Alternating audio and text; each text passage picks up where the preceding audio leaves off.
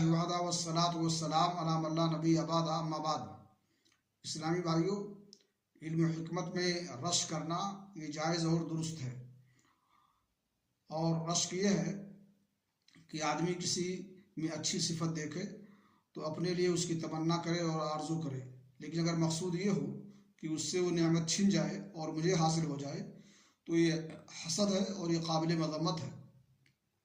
صحیح بخاری شریف کی حدیث ہے، رسول اکرم صلی اللہ علیہ وسلم نے فرمایا: لا حسد الا فی اثنتین، رجل اعطاہ اللہ مالا فسلطہ علی ہلکتہ فی الحق، ورجل اعطاہ اللہ الحکمہ فهو یقضی بہا ویعلمہا۔ کہ رشک کرنا دو آدمی کی خصلتوں پر صحیح اور درست ہے۔ ایک آدمی وہ کہ جس کو اللہ رب العالمین نے مال سے نوازا ہو اور پھر وہ اپنے مال کو راہ حق میں نیکیوں میں خرچ کرتا ہو۔ دوسرا وہ آدمی جس کو اللہ رب العالمین نے علم و حکمت سے نوازا ہو اور وہ اس کے مطابق فیصلہ کرے اور اس کے مطابق لوگوں کو تعلیم دے۔ اس لیے ہمیں چاہیے کہ کسی کے مال و اسباب کے